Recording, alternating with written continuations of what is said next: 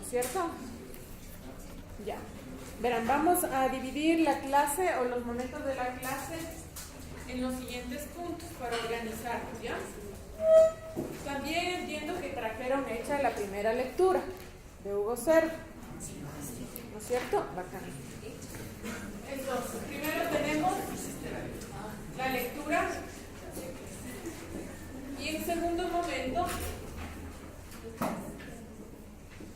voy a hablar sobre los materiales que yo les había entregado para que revisen, ¿de acuerdo? Entonces, en los materiales me refiero a la ficha de observación, a los criterios de selección de información, porque con el trabajo del texto hay algunos elementos que nos hablan sobre la observación, sobre plantearnos un problema, sobre cómo hay que hacer el proceso de investigación, y entonces me da las herramientas perfectas para que yo luego pase a detallar sobre los materiales, más o menos para que tengan mayor claridad en el trabajo que ustedes ya empezaron a hacer desde el día sábado, ¿sí?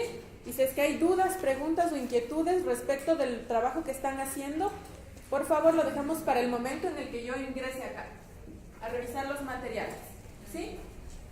Check. Entonces arranco. Compañera coordinadora, no se olvide que a las 10 de la mañana usted se levanta y abre la puerta, ¿de acuerdo? Para los que estén y las que estén afuera. A ver, el texto nos remonta o nos hace referencia a procesos de investigación que yo entiendo ustedes ya los trabajaron, tanto en investigación social, en investigación científica, metodologías de investigación para la comunicación, ¿no es cierto? Ya revisamos esto. Pero a mí que me interesa que recalquemos en la historia o en la investigación histórica.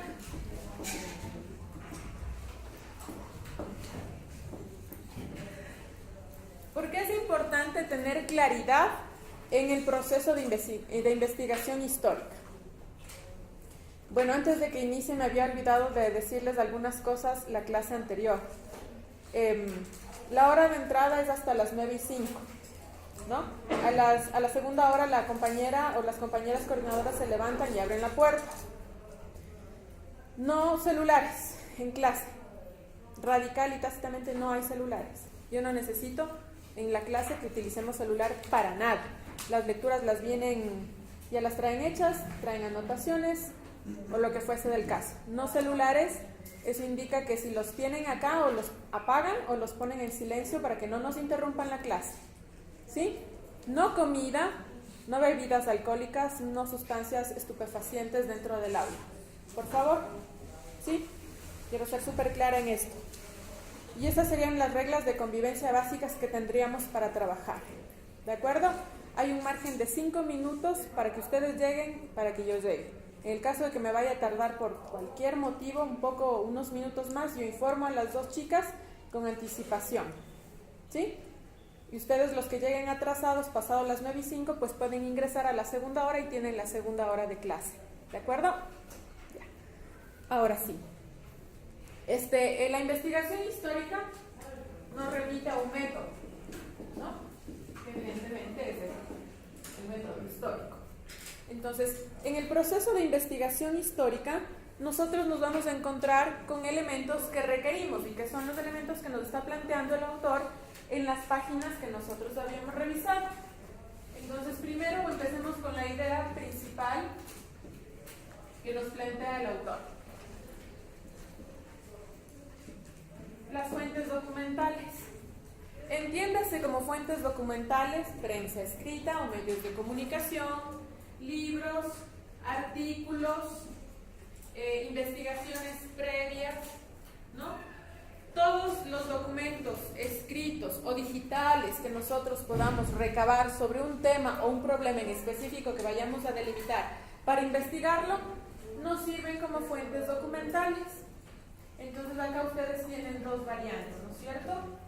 Las escritas y lo que nos indica el autor más adelante, que son las orales, que es otro tipo de fuente también que nos provee de información o de elementos para corroborar y para desarrollar nuestro proceso de investigación. ¿Por qué es importante la investigación histórica? Y ahí viene la segunda idea que nos plantea el autor y que conecta también con lo que nosotros queremos trabajar trabajar en este semestre. Es estudiar, examinar los fenómenos.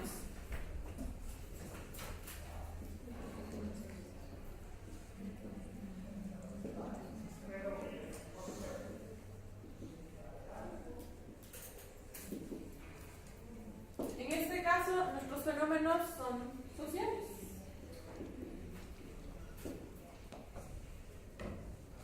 Entonces, a través de la investigación histórica, tomando en cuenta las fuentes o los documentos que nosotros vamos a revisar, a recabar y a reunir, para entender este fenómeno nosotros vamos a estudiar, examinar, analizar, describir el fenómeno social en particular que vamos a identificar, ¿no es cierto? Pero a partir de una premisa, que este fenómeno es un producto de causales. Y que estas causales se pueden explicar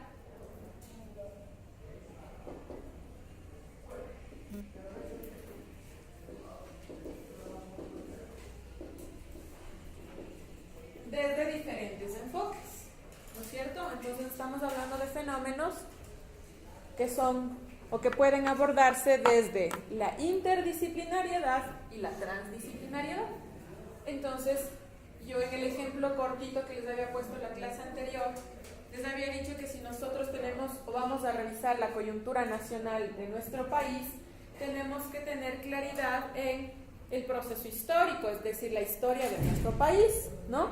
Si no queremos remontarnos o hacer un proceso tan amplio, al menos remontarnos a la historia republicana, que igual ya incluye un proceso y un momento bastante amplio, porque estamos hablando de 1830 en adelante, cuando se empiezan a consolidar los estados-nación. Con la disolución de la Gran Colombia empiezan a formarse los estados-nación. Aún así, eso sería tremendamente amplio, estamos hablando de casi 2 siglos, casi 2 siglos.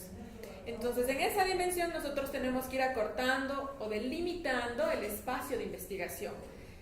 Bien, no nos vamos a quedar en todo el proceso republicano, que sería como interesante de analizar, pero no es una investigación histórica.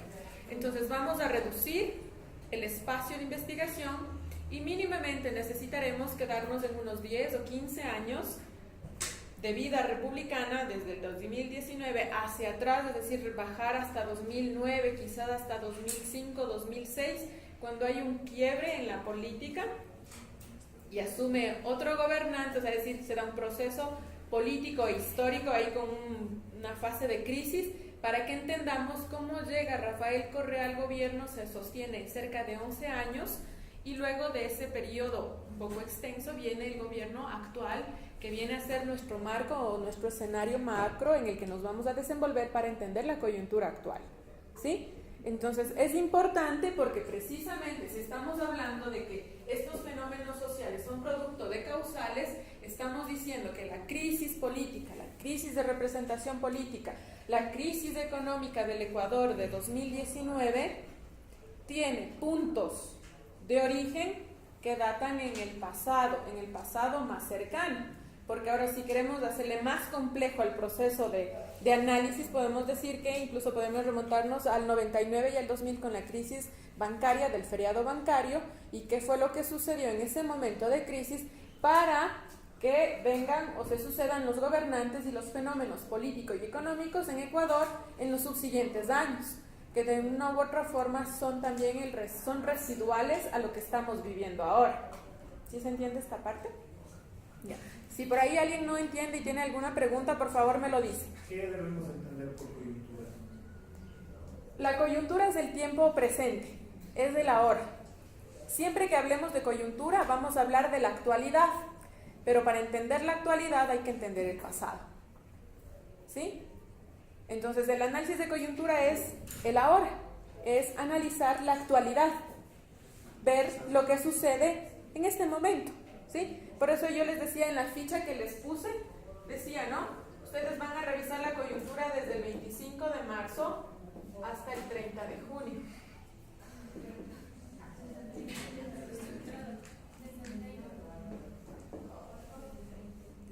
Sí, ya voy a explicar eso. Es que luego tienen que regresar unos 5 días atrás para que puedan completar la información, ¿sí? ¿Por qué me importa? ¿Saben por qué puse esta fecha?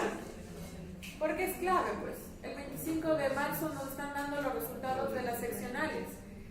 Y aunque ustedes no lo crean, los resultados de las seccionales van a ver más adelante, en 2 añitos más, espérense, que estos resultados nos van a dar, son la plataforma política para los posibles candidatos presidenciales de 2021.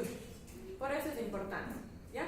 Y también porque cuando yo hablo de coyuntura, y ya lo voy a explicar más adelante, ustedes necesitan ubicar hitos, que son fechas claves. Este es un hito, ¿sí? Porque el 25 de marzo tenemos unos resultados electorales que, quieran o no, sí va a tener un impacto en la coyuntura nacional. ¿No ven que se están reorganizando las fuerzas políticas? No a nivel presidencial, a nivel nacional, ¿sí? Pero sí se están reorganizando a nivel seccional, a nivel local, de provincias. Y entonces, solo un ejemplo, los resultados de quienes ganaron en las alcaldías, en las prefecturas y en las concejalías de cada provincia de nuestro país nos lleva a entender una correlación de fuerzas. ¿Cuáles son las fuerzas políticas que han ganado más alcaldías, prefecturas y concejalías? ¿Marca o no marca un escenario diferente respecto de lo que puede darse en 2021? Por supuesto, pues. Es la plataforma y es el bastión político, es una dimensión en cómo, incluso cómo los partidos, movimientos y organizaciones políticas miden su fuerza. A mayor concejalías, prefecturas y alcaldías, significa que hay una plataforma mucho más fuerte para empezar a promocionar, ¿no es cierto? No se puede hacer campaña adelantadamente, pero sí se empieza a consolidar una plataforma política en la que se visibilizan a determinados actores y agentes políticos. Entonces el señor Nebot no necesita empezar a hacer una campaña desde ahorita, porque ya tiene unos agentes en otros espacios que le empiezan a hacer campaña política a él. Bueno, él ya empezó desde hace rato, ¿no? Él siempre estuvo en campaña realmente, con el tema de las tablets que da a los bachilleres. Bueno, y no solo él, sino todos. Es decir, quiero que a partir de este ejemplo visualicen cómo muchos actores y agentes políticos no empiezan, sino que más bien sostienen su plataforma política en determinados momentos. Por eso les he puesto como un momento clave el 25 de marzo. ¿Sí? Si dejamos de levantar esa información, al final vamos a darnos cuenta que nos va a faltar muchos elementos. Habrá gente que quiera hacer correlación de fuerzas, qué sé yo, en la asamblea, o a correlación de fuerzas a nivel seccional luego de estas elecciones. Necesitan esos elementos. Y básicamente creo que todos los problemas que identifiquemos más adelante se interconectan y tienen relación, porque estamos hablando de unas esferas que se atraviesan: lo político, lo social y lo económico. Y aquí en el medio,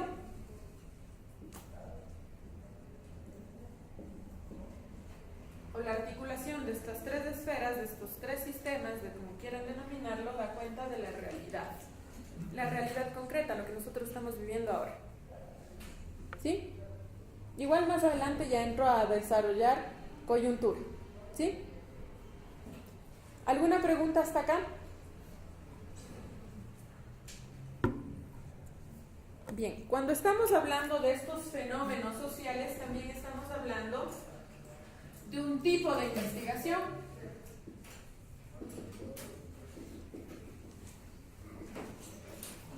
Es una investigación cualitativa, ¿no?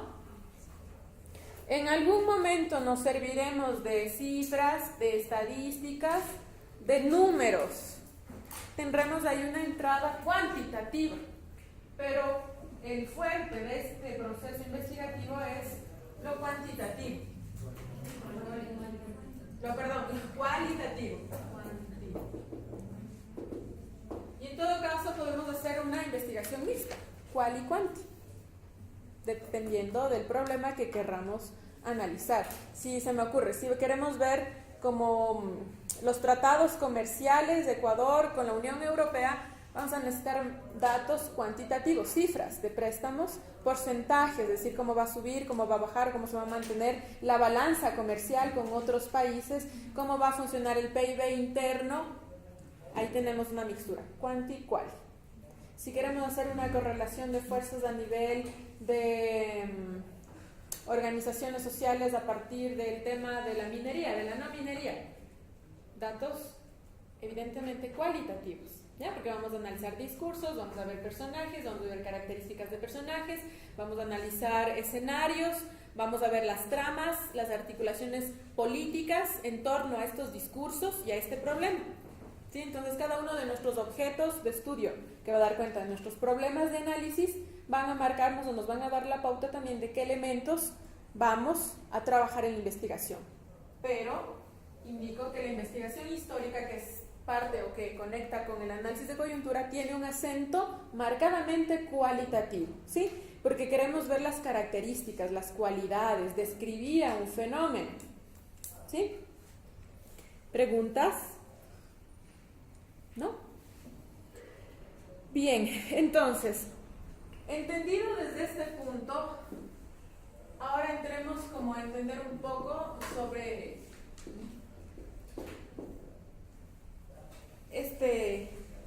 esta categoría, historia. Cuando nosotros hablamos de historia, y según lo que nos marca Hugo Cerda, estamos hablando de dos elementos fundamentales.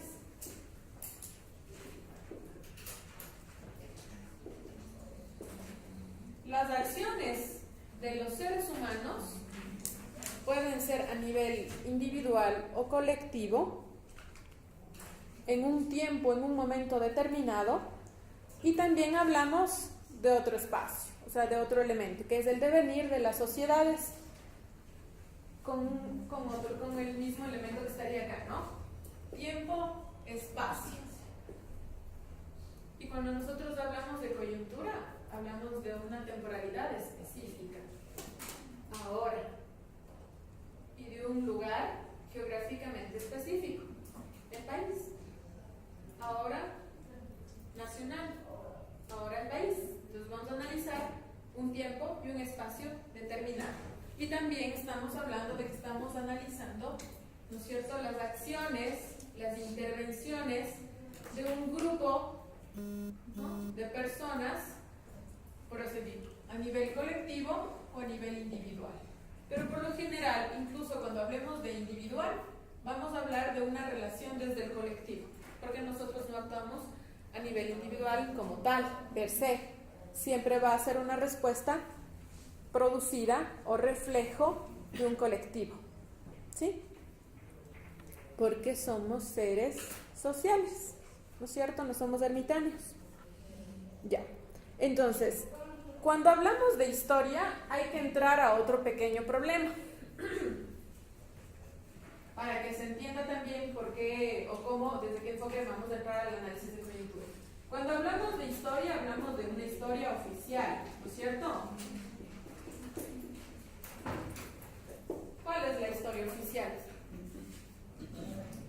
La que todos conocemos, que es justamente lo que dice el texto de la historia de los ganadores, De los grandes hombres. Pues sí, cuando hablamos de una historia oficial, es una historia que nos han repetido de primero a sexto grado, de primero a sexto curso y algunos añitos de universidad, ¿no es cierto? Es esa historia, según lo explica Nietzsche, es una historia monumentalista, es una historia anticuarista, que está dada por fechas, por personajes o nombres de estos personajes, por sitios o lugares que marcan una perspectiva de la realidad. Entonces, ¿por qué es problemática esta historia oficial? Es problemática porque va a privilegiar, y ahí regreso acá, ¿no? Va a privilegiar ciertas fuentes documentales, tanto escritas como orales. Y es problemática porque dentro de ese privilegio que se da a ciertas voces, a ciertos personajes, a ciertos nombres, a ciertas fechas, terminan en el olvido o terminan borrándose de la memoria, y lo que se borra de la memoria no existe, ¿no? Procesos, fenómenos sociales, personas, nombres que intervinieron en ese devenir histórico de la sociedad, pero que no aparecen. ¿Ya? Entonces eso es problemático y ya nos genera ahí como una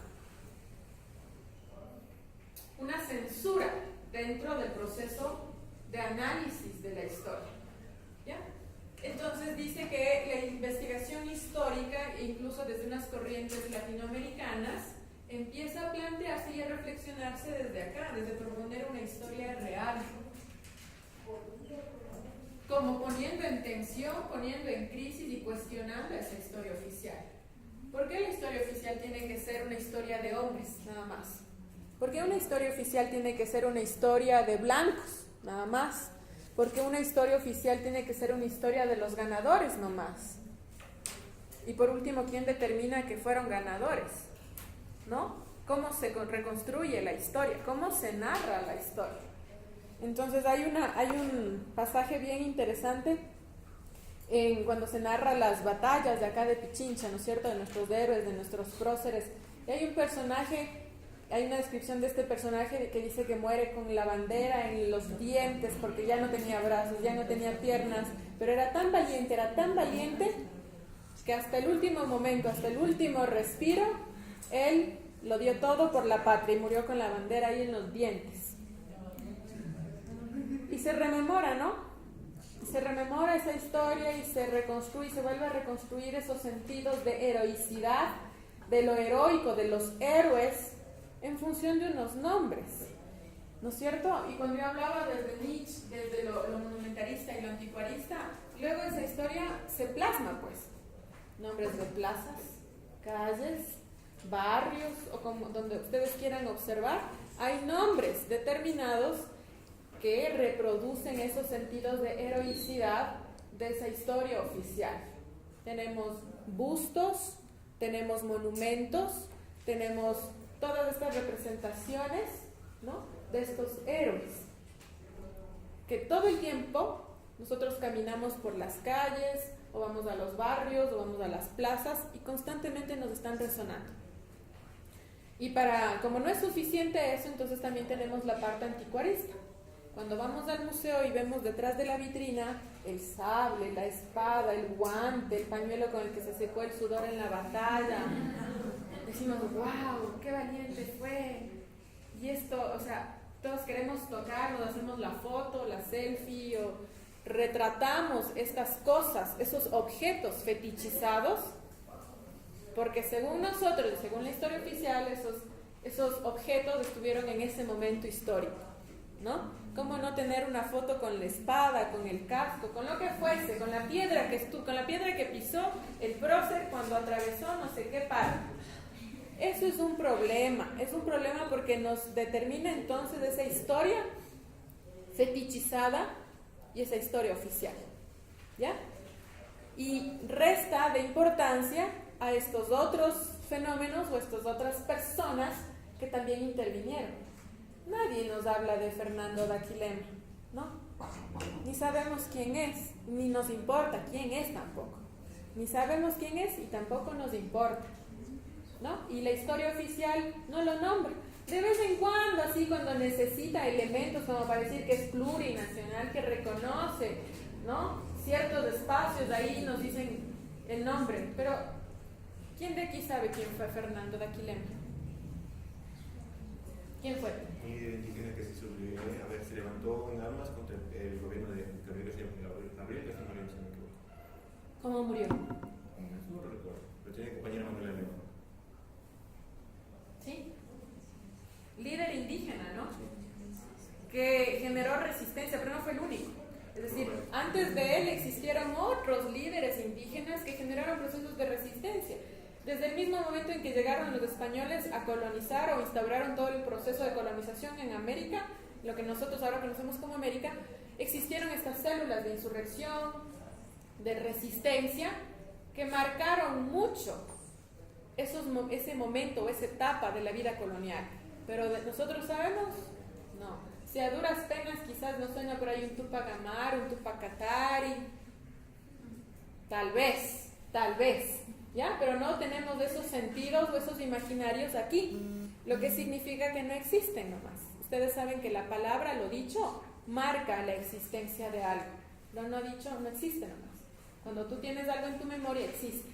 Cuando no, no existe. Entonces son las tramas y los artilugios de la historia oficial para que nosotros olvidemos y de hecho pensemos que nunca existieron.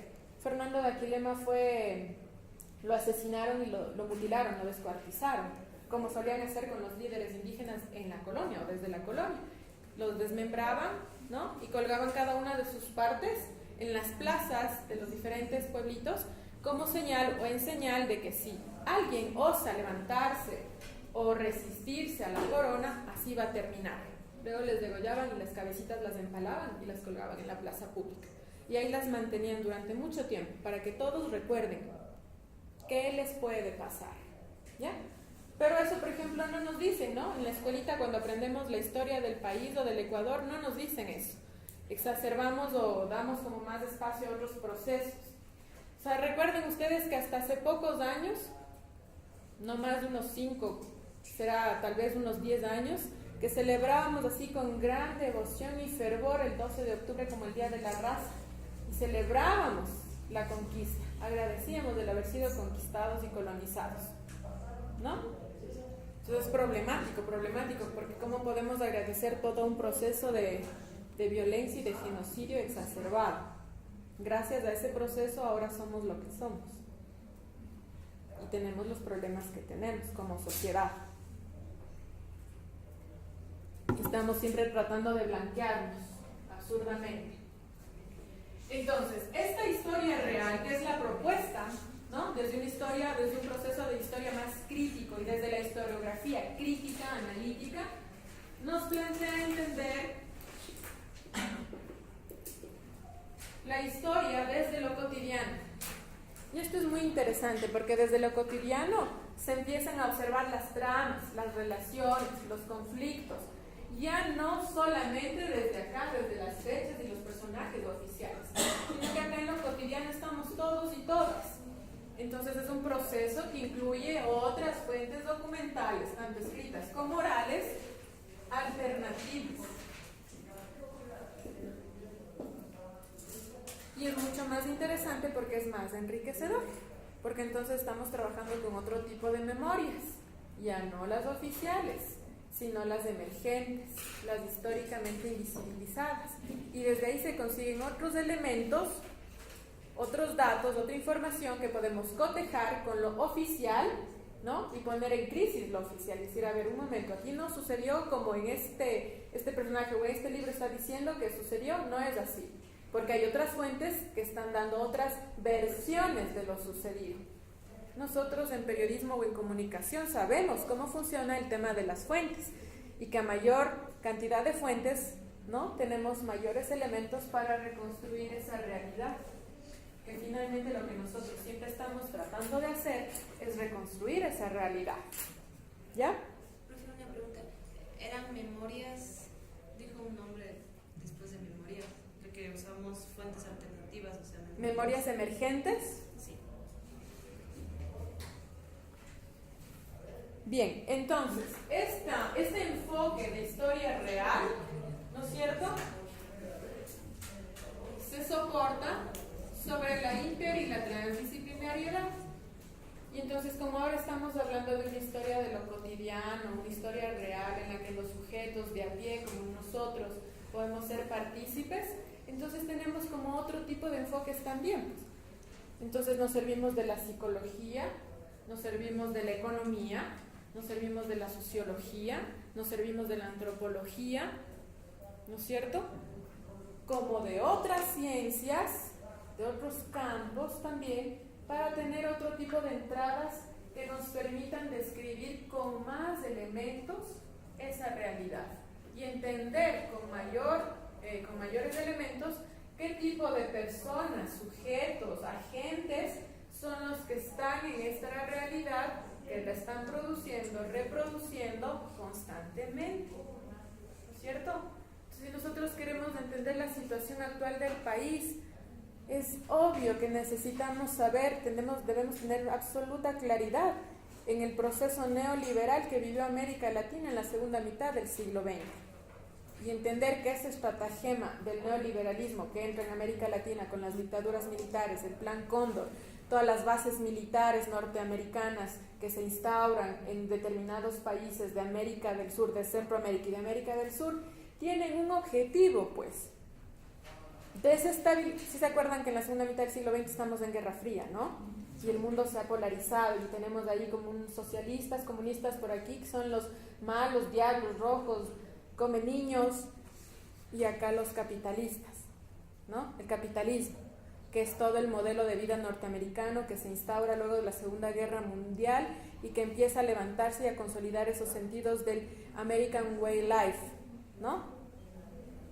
El modelo norteamericano, porque recuerden que Norteamérica luego de la Segunda Guerra Mundial se consolida como la potencia mundial y como el mayor, o sea, como el ejemplo más claro o más el enclave del capitalismo, ¿ya?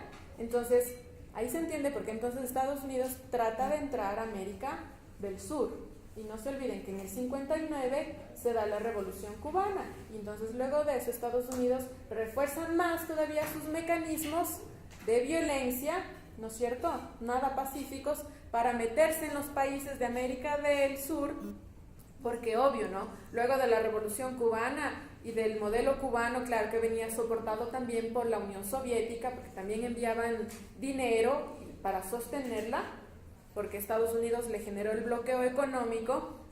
Entonces, si tenemos un país en América del Sur, comunista, socialista, y que empiece a elevar el nivel de vida de sus ciudadanos, ¿cómo no? Todos vamos a querer estar en esa vía. Entonces Estados Unidos pensó eso y dijo, no puede ser así. Primero hay que desestabilizar la economía cubana, bloqueándole, impidiéndole absolutamente todo, para que se acabe, para que ese modelo entre en crisis y sea nefasto, que todo el mundo vea que no sirve, que no es posible otra sociedad.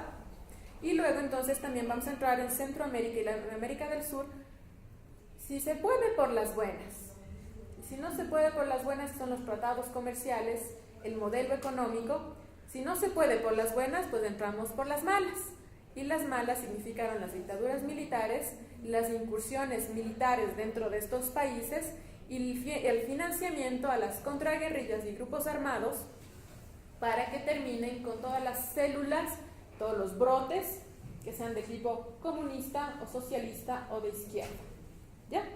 Entonces, como no le funcionó por las buenas, lo hizo por las malas, aunque no sabemos si es que es mejor por las buenas o lo otro. Las dos vías son negativas, porque el FMI con sus préstamos, el Banco Mundial con sus préstamos, lo único que hacen es sobreendeudarnos y fortalecer más esos vínculos, ¿no es cierto?, de dependencia con estos países de primer mundo, que finalmente terminan por imponernos recetas económicas, que era lo que se daba en los 80s, las famosísimas recetas económicas que debían aplicarse por los países del tercer mundo o la periferia, que subsistíamos gracias a los préstamos de las entidades internacionales y de los países de primer mundo que querían apadrinarnos. Si no entendemos eso de América Latina en ese momento, no vamos a poder comprender lo que pasa ahora en el Ecuador, ¿no? O sea, porque lo que tenemos ahora en Ecuador es muy similar a los 80s. No es tan violento como el gobierno de Febres Cordero hasta ahora, ¿no? Pero tiene todos los mecanismos constitucionales para aplicar progresivamente la fuerza en caso de que nosotros querramos protestar o manifestar nuestro desacuerdo con las medidas económicas, ¿no?, que cada vez se ven más graves. Ya tuvimos una cantidad considerable de despidos en el feriado de Carnaval. Vamos a tener progresivamente más despidos, lo que significa también que hay menos gente en el sector público, qué sé yo, Ministerio de Educación, Ministerio de Salud, que pueda subsanar las necesidades de la población ecuatoriana.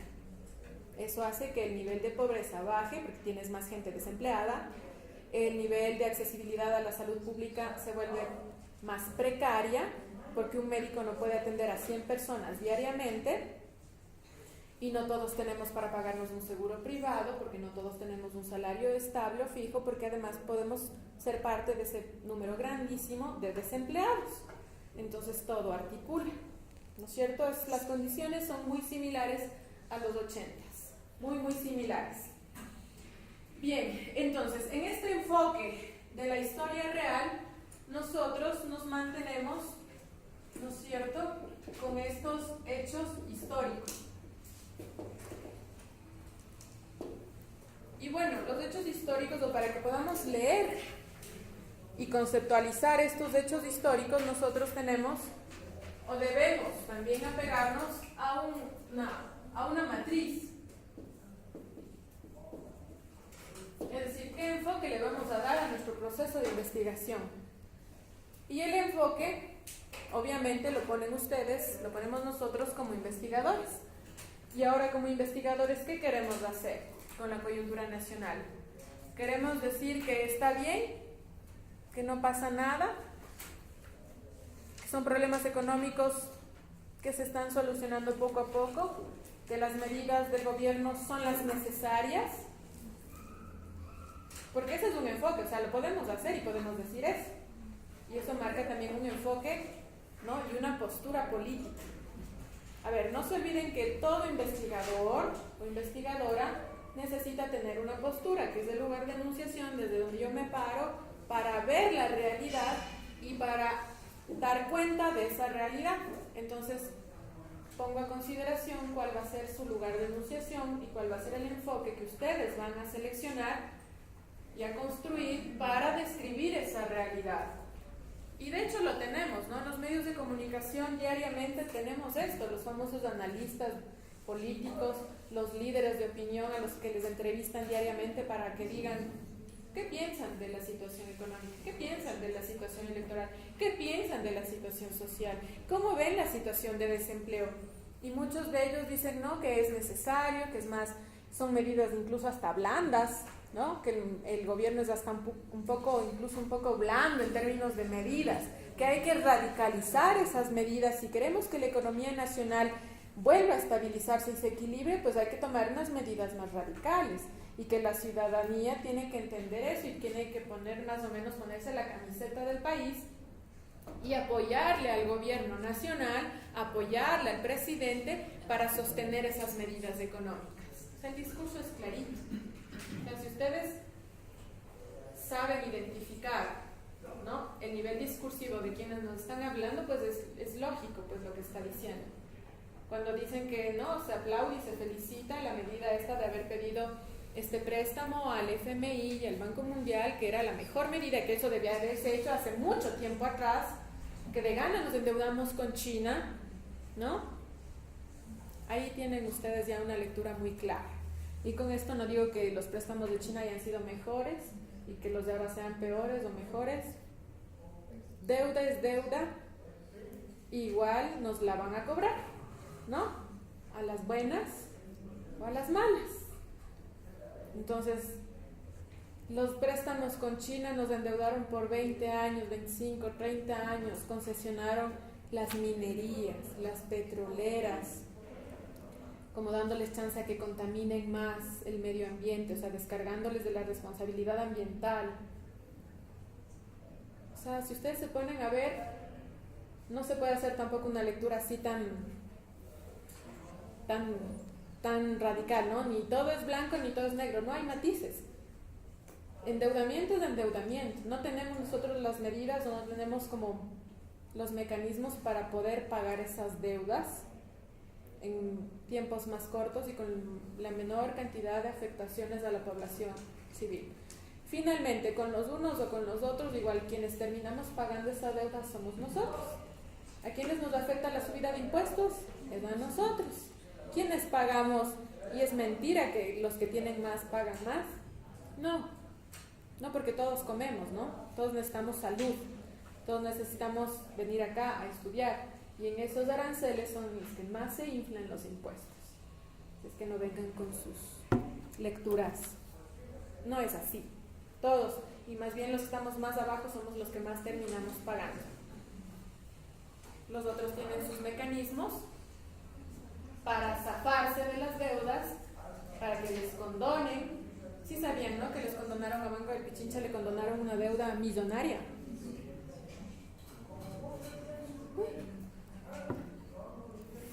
Les eliminaron el adelanto de la renta a las grandes empresas. ¿Qué podemos decir? Les están preparando el territorio para ellos nada más, ¿no? O sea, no se olviden de esto, un empresario nunca pierde. ¿Por qué es empresario? Pues, si no, no sería empresario. ¿Ya? La lógica del empresario es ganar, ganar, ganar. Nunca va a perder. Ellos llaman pérdida cuando al empleado le tienen que reducir $10, $50 en su salario y obligarle a trabajar más horas. Eso es pérdida. Para el empleado, pero no para el empresario. Él nunca pierde. Bien, entonces cuando hablamos de los hechos históricos y del enfoque que nosotros debemos construir, es importantísimo también que tengamos en cuenta el lugar de enunciación. ¿Cuál va a ser el enfoque que yo como investigador o investigadora voy a plantearme? En pocas palabras, o en otras palabras, ¿qué quiero o qué quiero decir, qué quiero reconstruir del fenómeno, del problema que yo estoy identificando como importante y relevante y que merece un proceso de investigación?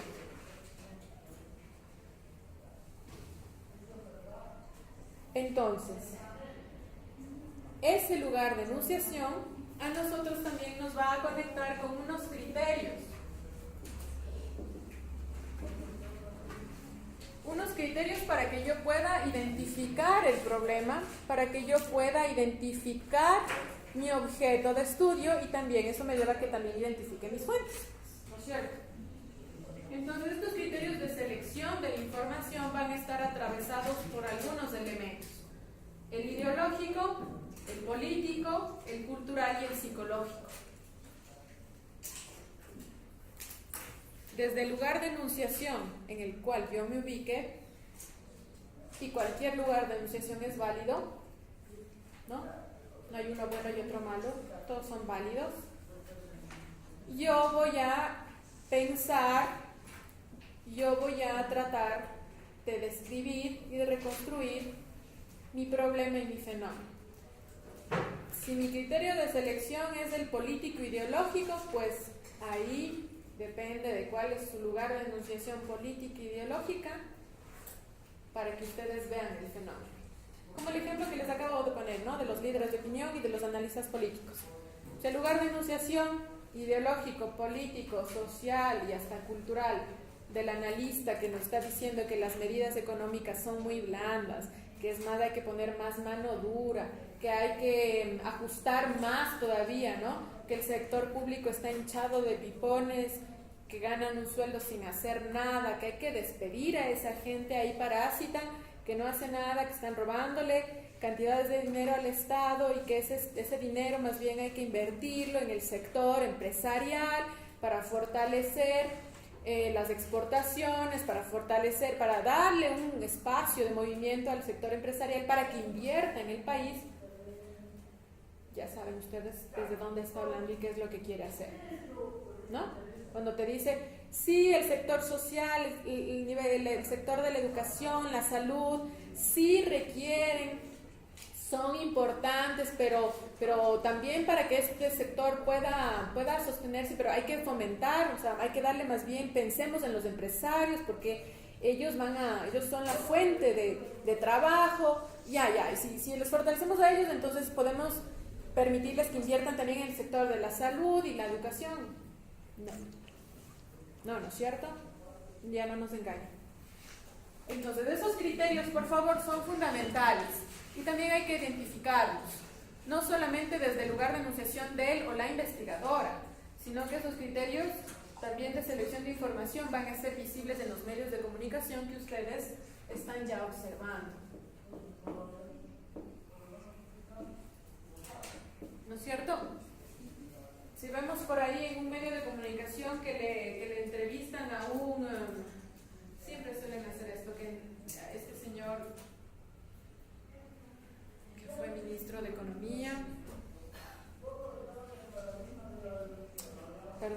el nombre.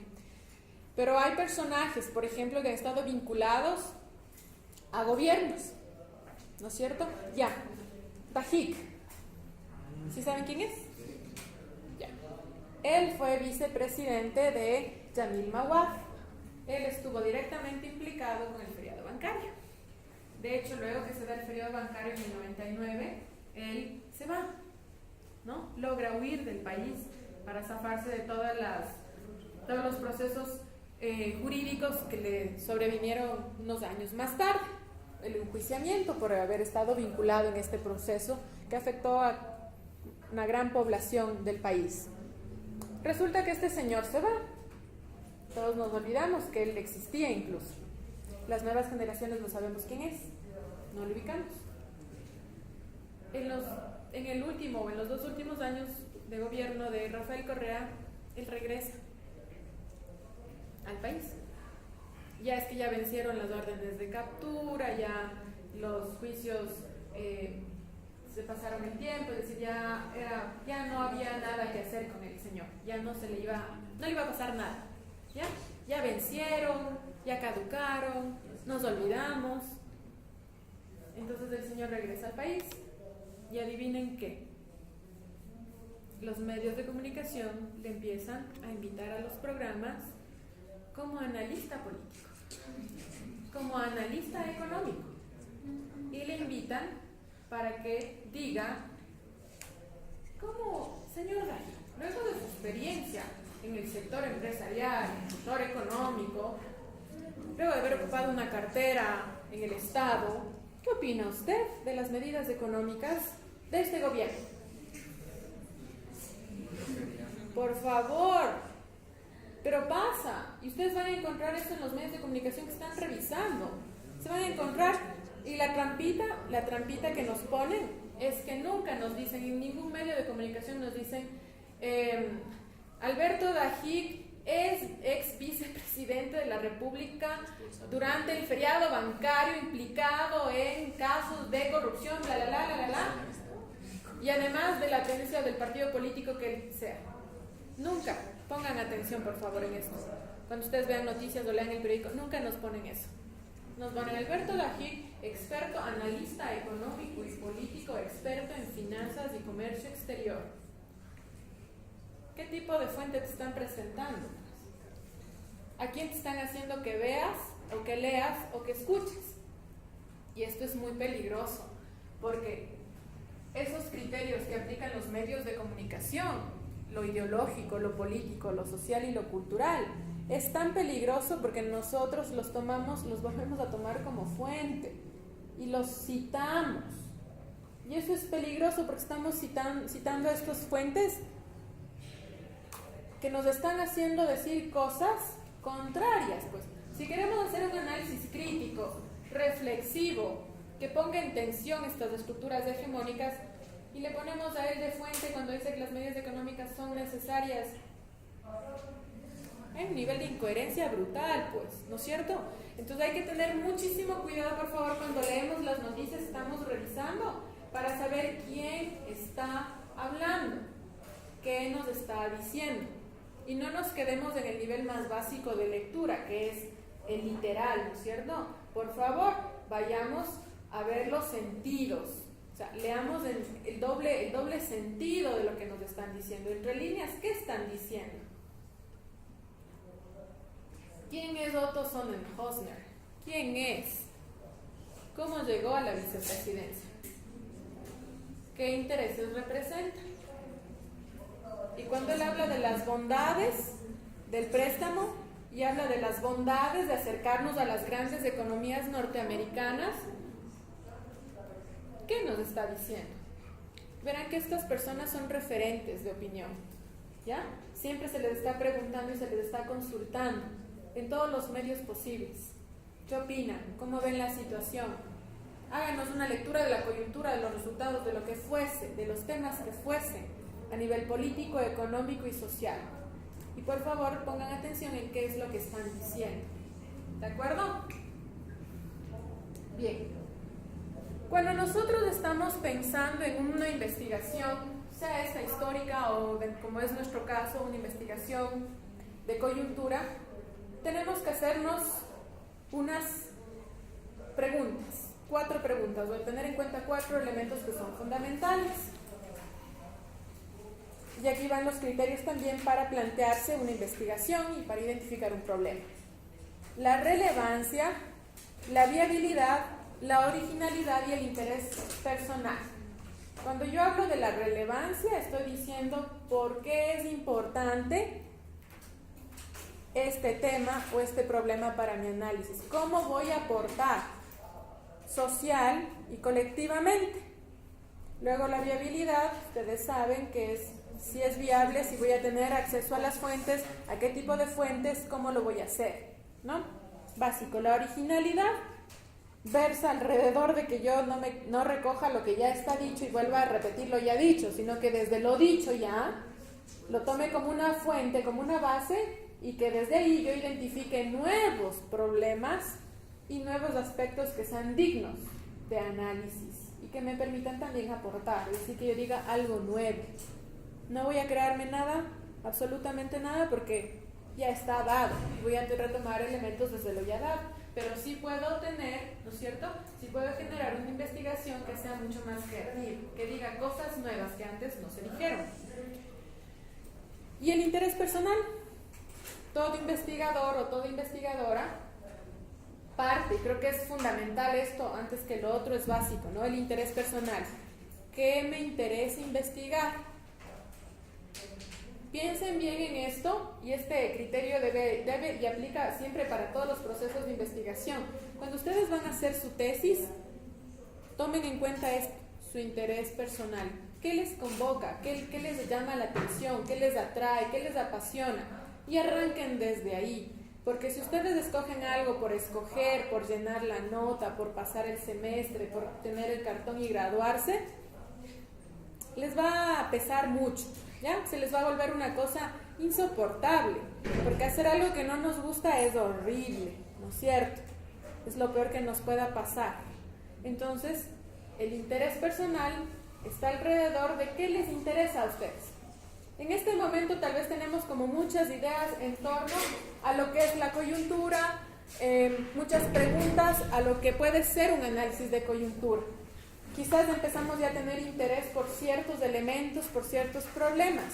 Vayan definiendo eso. Ustedes tienen hasta el 19 de abril, me parece, que es la fecha límite en la que deben tener aprobados sus temas para que empiecen su proyecto de investigación. Entonces, hasta el 19 de abril ustedes, con estas 2 semanas, casi 3 semanas de seguimiento de medios a modo general, van a hacer un mapeo así grande, como por un tamiz le van a pasar, ¿no? Cuando ustedes ponen ahí un juguito en el tamiz, le van sirviendo, y se quedan acá arriba las cosas más gruesas. Entonces, así mismo tienen que hacer ustedes con información. Cada semana, cada síntesis la van a así a cernir y van a ver qué temas son los más importantes que quedan arriba. Eso es parte de la coyuntura, lo más grande, ¿ya? Lo más fino se va, eso no nos importa. Cuando ustedes ya identifiquen esos temas y vayan viendo semana a semana qué temas son los que se van marcando, y van marcando la coyuntura semana tras semana, conecten con cuál es su interés, qué quieren investigar, qué quieren observar de la coyuntura nacional, ¿sí? Eso es como un elemento básico realmente para que la investigación sea más llevadera y fluya. Lo otro, si se quedan con un tema que no les agrada, que no les parece, es una imposición, y nada que se imponga es bueno. Bien, esta parte ya la he revisado, he hablado de la memoria, del olvido, he hablado de las fuentes orales. Pasemos ahora al problema. El problema y la investigación. Esto es mucho más corto, ¿no? ¿Cómo define Cerda un problema? Dice, ¿qué es un problema? Yo he identificado y les traigo aquí 2 ideas que son claves de lo que Cerda está diciendo respecto al problema. Primero, dice, es una cuestión compleja que exige solución. Un problema es una cuestión compleja que exige solución o resolución, como lo quieran poner. Segunda idea alrededor de qué es un problema. Es un hecho no resuelto que busca respuesta teórica o práctica científica o vulgar, social o individual. Con estas dos premisas básicas de lo que dice Hugo Cerda, de que es un problema, nosotros ya podemos revisar nuestra síntesis o nuestra información que vamos a ir revisando para que podamos plantearnos un problema. Es una cuestión compleja que exige solución o resolución. Es un hecho no resuelto que busca una respuesta teórica o práctica, científica o vulgar, social o individual. ¿Qué queremos observar de la coyuntura? Que nos parezca, luego de verla un par de semanas, que nos convoque, que nos exija una resolución, que sea digna, meritoria de un proceso de investigación y que se formule como un problema. Lo otro es más fácil, ¿no? ¿Cómo formulan ustedes un problema desde una pregunta? Facilito. Identifican un objeto y se plantean una pregunta. Ahí está su problema. Y esa es la base de lo que ustedes van a resolver paulatina y progresivamente en toda su investigación. ¿Qué quieren observar? ¿Ya? Ahora nos dice Hugo Cerda que hay dos tipos de problemas. La cuestión filosófica o el nivel filosófico y el hecho científico. Nosotros nos vamos a quedar con el hecho científico.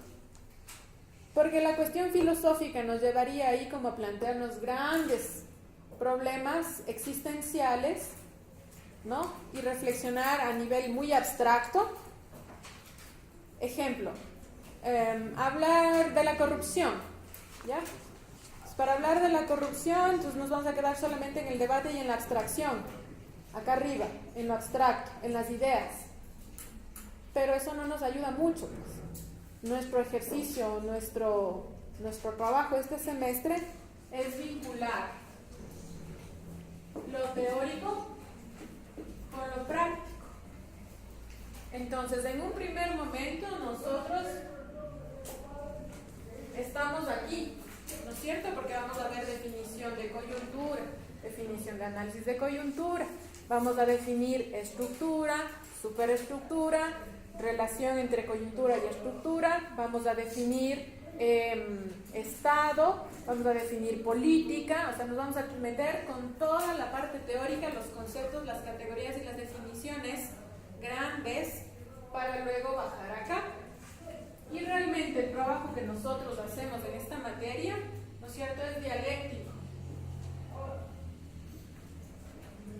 Eso ya me da a mí una premisa para entender que el enfoque o la matriz desde donde yo voy a tratar o abordar esta asignatura y todos la vamos a desarrollar es desde el materialismo histórico y dialéctico. ¿Por qué? Porque este enfoque, primero que conecta con esto, ¿no? Tiene relación con la historia, con la investigación histórica, conecta con los criterios de la historia real, ser una historia más crítica, más reflexiva, que dé paso a las fuentes alternativas o emergentes y que me permita entonces también hacer una investigación, un proceso de investigación dinámico, ¿ya? Entonces no voy a tener una investigación lineal, sino que voy a tener una investigación más dinámica, ¿de acuerdo? Incluso todo lo voy a ver de forma más dinámica, no así lineal, nada positivista. Entonces, cuando yo hablo desde materialismo histórico y dialéctico, estoy hablando en una relación y un diálogo constante entre la teoría y la praxis, teoría y praxis. Siempre voy a estar mirando teoría y praxis. En los dos momentos va a haber una articulación, ¿sí? Cuando yo vea o empiece a ver lo teórico, los conceptos, las definiciones, inmediatamente tengo que ir asociando esos conceptos, esas definiciones con la práctica. O sea, tengo que ir observando, voy a empezar a observar la realidad desde los conceptos. ¿Ya? Entonces, a todos los fenómenos sociales que yo vaya observando, ya los puedo ir describiendo desde aquí. ¿Ya? Entonces voy a ascender desde el nivel empírico a lo teórico. Ya le voy a dar un sostén teórico, una argumentación. Ya no me va a parecer casual o normal lo que suceda a nivel político, económico, social, sino que ya le voy a dar una interpretación desde lo teórico. ¿Sí se entiende esto, no es cierto? Perfecto. Ya, entonces por eso digo que me voy a quedar con el hecho científico. Ustedes me van a decir, pero ¿cómo, profesora? Si la sociedad, el fenómeno social no se puede reproducir, o sea, está en constante, es dinámico, está cambiando constantemente. Correcto, absolutamente correcto. Pero cuando hablo de hecho científico, ¿no es cierto? En ciencias sociales yo no puedo coger el fenómeno, sacarlo de la realidad y traerlo acá al laboratorio y aquí observarlo. Mi laboratorio es allá, la sociedad y la realidad en sí misma, ¿sí? Pero es un hecho, se vuelve un hecho científico o al nivel o al rigor científico desde el momento en el que yo utilizo conceptos, categorías, definiciones apegados a lo que vienen de una matriz teórica que me permite leer ese fenómeno en su dinámica, en su constante cambio y transformación. ¿Sí? ¿Preguntas? La situación problemática. El autor la define de la siguiente forma y les voy a leer literalmente lo que plantea. Dice, un sistema problemático es un conjunto parcialmente ordenado de problemas. Esto es, una secuencia ramificada de problemas dispuestos en orden de prioridad lógica. Cuando yo hablo de la realidad, puedo entenderla como una situación problemática por su complejidad, ¿no es cierto?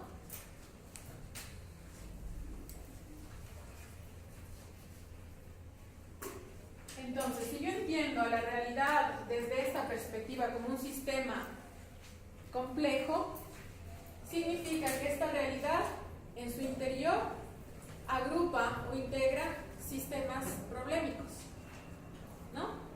Que en su nivel o en su jerarquía van a ir siendo visibles en la coyuntura. ¿Sí? ¿Se entiende esta parte? ¿Sí me siguen?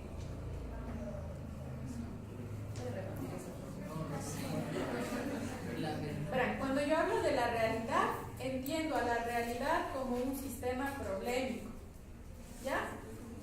¿Qué dice la definición del autor? Dice, un sistema problemático es un conjunto articulado, lógico de problemas que está ordenado jerárquicamente. Así más fácil, ¿no es cierto? Eso es lo que está diciendo. Entonces, si yo entiendo la realidad como un sistema complejo, ¿no? Como ese sistema problemático, entiendo que la realidad integra sistemas de problemas que están ordenadamente, o sea, o jerárquicamente ordenados. Y entonces esta realidad me permite a mí, desde el análisis, observar, tratar de observar y de determinar, de identificar ese sistema complejo de problemas jerárquicamente ordenados.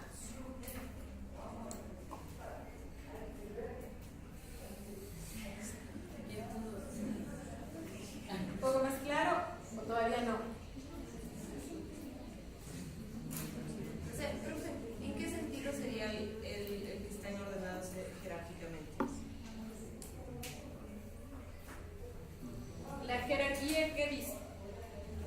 Cuando digo jerarquía, ¿qué idea les da?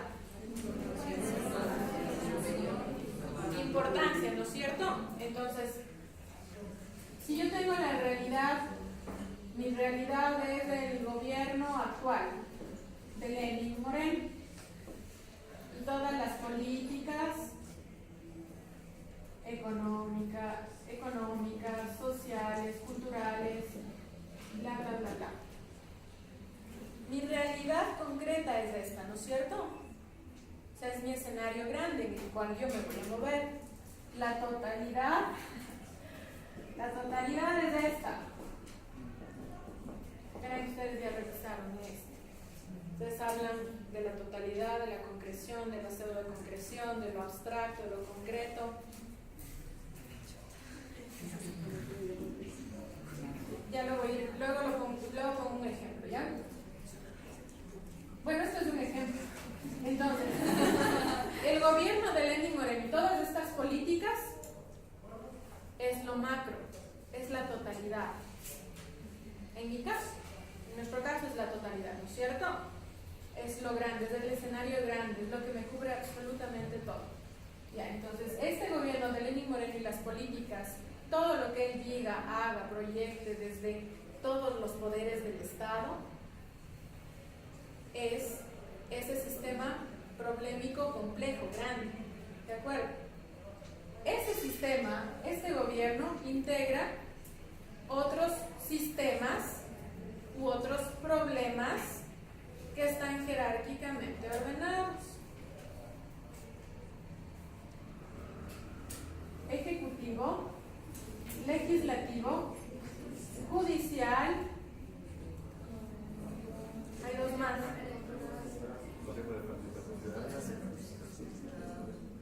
Y el poder electoral, ¿cierto? Ya.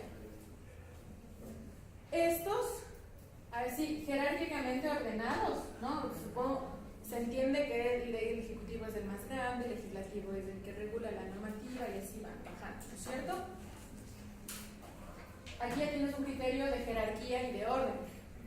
Cada una de estas instituciones o instancias te plantea niveles de complejidad y de problemas. Cada uno de estos tiene a su vez en su interior sistemas problemáticos.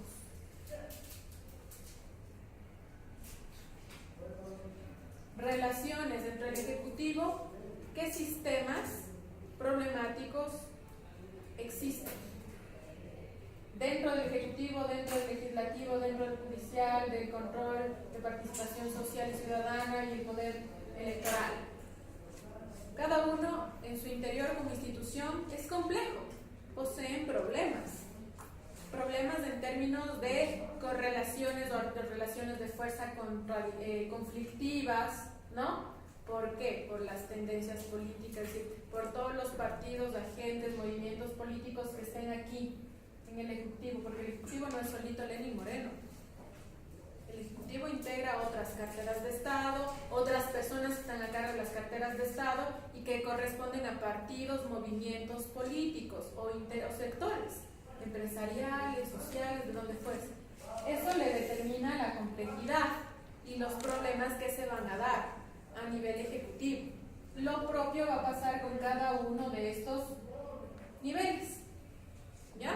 Ahora, lo más complicado es cuando entre ellos, así o así, se conflictúan también. Es decir, cuando hay relaciones de fuerza, ya no en nivel horizontal, dentro del Ejecutivo o dentro solo del Legislativo, sino que esos niveles de problemas y conflictos entre el poder electoral y el Ejecutivo, entre el judicial y el de control y participación ciudadana y social, nos van a dejar ver, es decir, en los momentos de crisis se hacen visibles esas articulaciones y esas estructuras hegemónicas y jerarquizadas, ¿ya? Cuando el de aquí te dice, no, yo no me dejo mandar ni mangonear por el legislativo, ustedes tienen que escucharme porque yo determino, yo estoy diciendo lo que se tiene que hacer, yo pongo estas autoridades por aquí y por allá. Se pelean, ¿no? Niveles de complejidad y problemas, ¿ya? Entonces, cuando yo hablo que la situación problemática integra sistemas o problemas jerárquicamente ordenados, estoy diciendo que hay una estructura, ¿ya? Esta es la estructura social. Y esta estructura social marca un nivel de complejidad a nivel macro y a nivel de los sistemas que integran esa estructura. ¿Sí? Es como piensen en una casa, piensen en este edificio. La estructura, la básica, o sea, las columnas, son las que soportan el peso de cada planta, ¿no es cierto? Ya. Si por ahí tenemos un terremoto o un temblor y la estructura se resquebraja, la construcción interna, las paredes, las ventanas, las puertas, los muros internos se van a romper y se van a caer, ¿no es cierto? Si tenemos ese mismo temblor, la estructura no se afecta, se mantiene rígida porque ha sido buena, antisísmica, pero las paredes se resquebrajan, se rompen, vamos a tener un nivel menos problemático, porque es más fácil reconstruir esa pared o levantar esa pared, pero la estructura sigue firme. Si la estructura se resquebraja, es lo que pasó en Pedernales, ¿no? Que las casitas eran muy... La estructura de las casitas no era estructura, era cualquier cosa. Vino el temblor de tan fuerte magnitud y no se cayó solo la casita 1, sino que la casita 1 se cayó encima de la 2 y así fue un efecto dominó y todo se hizo pedazos. Es más o menos en esa dimensión cómo funcionan los problemas en la estructura social. Si el de aquí falla o esta estructura falla, se resquebraja, se pelean entre toditos de ellos, se pelean los asambleístas con el presidente, se pelea el presidente con el Poder Judicial por los casos de corrupción, se pelean luego entonces también con el Consejo de Participación porque el Ejecutivo quería que ponga ciertas personalidades en el Poder Electoral para las siguientes elecciones. La estructura entra en crisis y se resquebraja. Ahora, nunca se va a caer por completo, porque eso sí es muy inteligente, la estructura y se vuelve a fortalecer, ¿ya? Pero sí deja en evidencia ese momento de crisis, ¿ya? Que bien aprovechado ese momento de crisis cuando toditos de ellos se pelean, bien aprovechado desde la sociedad civil y desde los espacios contrahegemónicos podrían desestructurar el gobierno, por ejemplo, ¿ya? Y sacar a alguien al que quieran sacar o a todos los que quieran sacar, lo sacan, porque ellos están preocupados en sus conflictos de poder, ¿ya? Y no están preocupados en los conflictos de la sociedad. Y cuando la sociedad civil se organiza es más fuerte, más grande que estos poderes de aquí. ¿Ya? ¿Se entendió ahora esta parte? ¿Sí es más clara? Ya, entonces desde esta situación problemática nosotros tenemos que identificar con cuál de estos espacios o en qué espacio más pequeño nos ubicamos para plantearnos un problema y resolverlo desde ahí, desde el análisis de coyuntura, sin que eso, ¿no es cierto?, nos da parte de este gran espacio. Cualquiera que ustedes quieran ver de aquí, cualquier problema que identifiquen en cualquiera de estos niveles, siempre nos va a marcar una relación con lo de acá grande. Es decir, este es nuestro marco, nuestro espacio grande es este. Dentro de esto nos movemos con cualquiera de estos problemas. ¿Sí? ¿Preguntas? No, es más claro. Sí. Ya. Y bueno, pues para que nosotros podamos llegar a entender y a comprender esto que les explico, la observación es fundamental, ¿no? Además que es parte del método de investigación. En cualquier investigación que ustedes tengan que hacer, cualquiera que sea esta, la observación es una herramienta fundamental. Entonces, primero nos paramos o nos sentamos como quieran y miramos el fenómeno. O sea, miramos la realidad para poder identificar el fenómeno. Observamos. Por eso ustedes van a tener casi 3 semanas de observación de la coyuntura general, de todo lo que está pasando a nivel nacional en términos generales, para que luego de esas 3 semanas, o en la segunda semana, si ya es posible, ustedes digan, de todo ese escenario, de todo lo que está pasando, a mí o a nosotros como grupo nos interesa esto. Esta particularidad es la que queremos observar, que creemos que es la representativa de la crisis o de los problemas de todo lo que está sucediendo. ¿Cómo logramos esto? A través de la observación.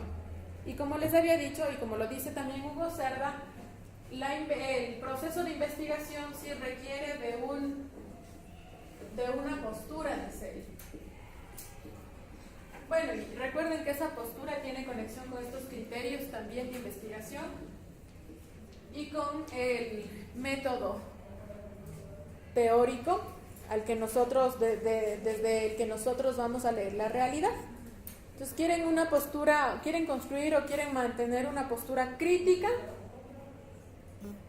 es válido. Si quieren mantener una postura hegemónica, no es lo idóneo, pero es válido, ¿no? Ustedes deciden qué postura construyen, que es su lugar de enunciación. Insisto, la postura es más o menos como cuando los que usamos lentes, tenemos una medida, ¿no es cierto? Me saco los lentes y veo la realidad, pero la veo borrosa, la veo opaca, no puedo obtener los detalles, ¿ya? quizás puedo ver lo más inmediato, lo más cercano, pero si quiero ver así como articulaciones más al fondo, ya no puedo identificar porque mi visión es fallosa. Entonces la postura es como hacerme unos lentes con una medida exacta. Cuando me los pongo, puedo tener capacidad de visibilizar no solo aquí lo más cercano y lo más inmediato, sino todo, y tener detalles de absolutamente todo. Los que usamos lentes me entienden mejor, ¿no? Cuando sacamos los lentes todo es opaco y borroso. Puede ser que veamos, pero no tenemos el detalle, ¿ya? Y eso genera un nivel de malestar y de inseguridad incluso, porque no sabes a dónde moverte, si ese es el bus que debes tomar o no. Hay inseguridad. Cuando tenemos claridad y certeza, somos más asertivos. Entonces podemos describir el fenómeno con mayores elementos. Ya puedo ver el color de los árboles, distinguir qué verde y qué verde, si hay lámpara o si hay un pájaro por ahí arriba. Si me saco los lentes solo voy a ver una masa verde, una masa. ¿Ya? Me pierdo los detalles y es necesario que haya claridad en el detalle. Bien, eso es lo que dice Hugo Cerda respecto de este textito, que es básico y fundamental para que arranquemos con nuestro proceso de investigación. Preguntas. No hay preguntas. Dudas, inquietudes. ¿Es claro lo que dice el autor respecto de cómo hay que sobrellevar un proceso de investigación, fuentes, enfoques? ¿Sí? Ya.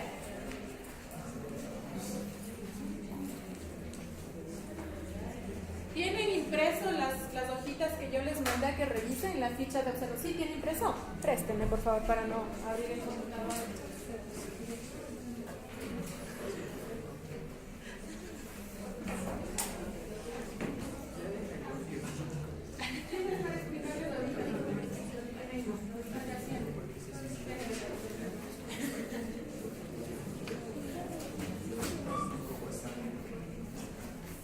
Esto luego. Esto puede ser más adelante,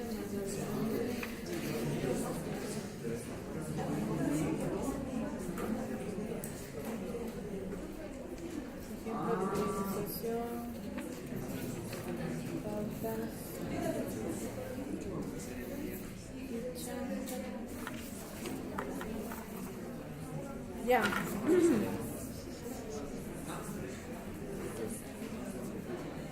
Ya. A ver, chicos. Para el trabajo que ustedes van a realizar o están realizando, yo les había puesto en un documento aspectos a priorizar en la clasificación. Entonces, tenemos... Aquí les borro, ¿no? Para que vean todo.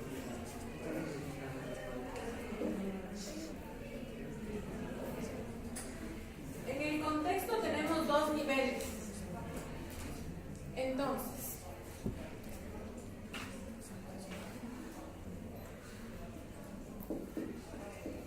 está lo internacional y lo nacional. Lo nacional es todo lo local, ¿no? Es decir, todo lo que sea a nivel de país, político, económico, social, a nivel país. ¿Cuándo vamos a observar lo internacional y cómo vamos a observar lo internacional? En lo internacional tenemos dos niveles para observar y para discriminar qué nos sirve y qué no. Cuando hablamos de internacional, realmente nos interesa y nos preocupa todo lo que sucede a nivel del sistema mundo. Estamos con un modo de producción capitalista que atraviesa las economías de todos los países. Eso también genera un nivel de incidencia a nivel político, porque la política internacional genera un nivel de resonancia en la política nacional. De hecho, la política internacional es el referente de la política nacional, ¿ya? Y por supuesto, a nivel social, necesitamos saber qué pasa en el mundo. Si hay guerras al otro lado del mundo, es obvio que nos va a afectar, ¿no? Y eso también hay que ir observando los niveles de afectación. somos aliados, estamos en contra, a favor. Si pedimos préstamo a Estados Unidos, es evidente que estamos ya a favor de Estados Unidos y de la invasión en Siria. Así de sencillo es, ¿no es cierto? Entonces necesitamos estar al tanto del contexto internacional para saber qué pasa en el mundo y luego poder bajar a entender lo que pasa a nivel nacional. Entonces vamos a observar en esos dos niveles, lo internacional y lo nacional. Lo internacional es más o menos como un contexto grande para saber qué pasa en el mundo y cómo se va dando la coyuntura nacional, ¿sí? Pero va a haber momentos en los que la política internacional genere incidencia a nivel nacional. Ahorita nomás estábamos hablando del caso del señor Assange, ¿no es cierto? Otra vez volvió a la coyuntura y le acusan de que ha filtrado información, como burlando las medidas de seguridad, los tratados, los convenios por los que se le dio el asilo, además que esa información no es verídica, dicen las autoridades de acá. Eso nos marca un nivel de política exterior, ¿no es cierto? El señor Assange no está aquí, está en la embajada en Londres, pero hay un nivel de comunicación internacional, ¿ya? Porque no solamente Ecuador está incidiendo en el problema del señor Assange, sino que hay otros países europeos por los juicios que le pusieron al señor Assange. ¿Ya ustedes están al tanto de eso? Entonces sí cachan ahí cómo va la articulación y por qué es importante cada vez que hablen de él o de la embajada de Estados Unidos, de la embajada de Ecuador allá en Londres y de las medidas que ahora se le habla de que se lo va a extraditar. O sea, hay todo un conflicto por el tema de los INA Papers que le vinculan al presidente Lenín Moreno y a la familia de él, que tratan de zafarse de ese problemita enfocándose en Julian Assange. Ya. Luego yo les había dicho que a nivel nacional ustedes deben observar lo político, lo social y lo económico, ¿no es cierto? Estos tres elementos, político, social y económico, nos van a dar cuenta de esto que yo les planteaba acá. Son como los elementos más importantes que me permiten a mí reconstruir la realidad, ¿sí? Dentro de eso, entonces, hay que observar lo que les decía también, los poderes del Estado, ¿no?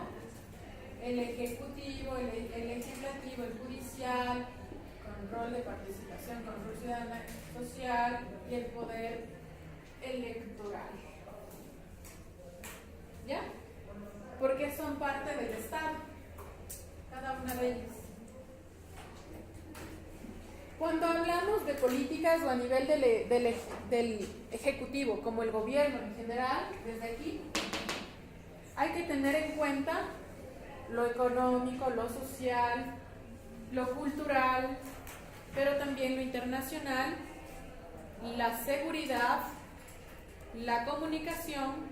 Digamos que son como grandes temas, ¿ya? Como grandes apartados, pero puede ser que en el devenir de este momento de coyuntura nosotros identificamos otro elemento más, ¿sí? Y eso ustedes lo pueden ir categorizando. Entonces, lo principal es que observen esto, ¿sí? Y bueno, cuando hablamos de actores o de agentes que inciden en la coyuntura, pues debemos tener claridad en que hay un sinnúmero de personas, personajes que van a ir apareciendo. Unos van a ser emergentes, es decir, van a aparecer en un momento determinado y luego se van, ¿ya? Se desaparecen. Entonces ahí, por favor, tengamos muy, muy de cerca a los partidos y movimientos políticos, a los gremios empresariales. No creo que necesiten anotar esto porque tienen en su compu, deben tener, que les mandé digitalmente. Tienen a gremios de clase media y de la pequeña burguesía. Tienen organizaciones diferentes sindicales, organizaciones campesinas, organizaciones de pueblos y nacionalidades, medios de comunicación, académicos e intelectuales. Esta como una gran clasificación de personas que van a aparecer en momentos determinados o que van a estar todo el tiempo en la coyuntura ahí presentes, ¿ya? Entonces hay que tener claro o identificar a estos agentes, a estas personas, porque a través de ellos nosotros vamos a tener posibilidad de reconstruir la realidad. Cuando entrevistan en algún medio o le piden la opinión de qué pasa, si está de acuerdo, que está bien, que está mal, cómo sobrellevar, y ahora que se viene, luego de las elecciones, qué pasará, todo eso hay que tener en cuenta. Y más aún cuando ya identifiquemos nuestros problemas de coyuntura y nuestros temas, vamos a tener que afinar mucho más, porque entonces vamos a tener que observar respuestas, contrarrespuestas de los actores que van apareciendo con temas específicos. Si hablamos, por ejemplo, de la Ley Orgánica de Comunicación, tenemos diversos actores y diversos sectores, tanto hegemónicos como sociales y alternativos, ¿no es cierto? Por un lado está el Ejecutivo, todos los agentes que están vinculados a la política, desde la Asamblea, por ejemplo, la comisión que se configuró en la Asamblea para debatir este proyecto, las enmiendas a este proyecto de enmiendas a la Ley Orgánica de Comunicación. ¿Qué dicen estos asambleístas? Porque cada uno de ellos se pronuncia, ¿no? Para unos hay que eliminar o mantener, o de plano hay que borrar esa ley de comunicación. Tienen ustedes ahí un sector clarísimo que está pensando qué hacer con la comunicación. Luego tienen también a los sectores, a las organizaciones o a los medios comunitarios, ¿ya? Que también están diciendo, a ver un momentito, que nos hayan dado el 34% no está mal, será lo justo.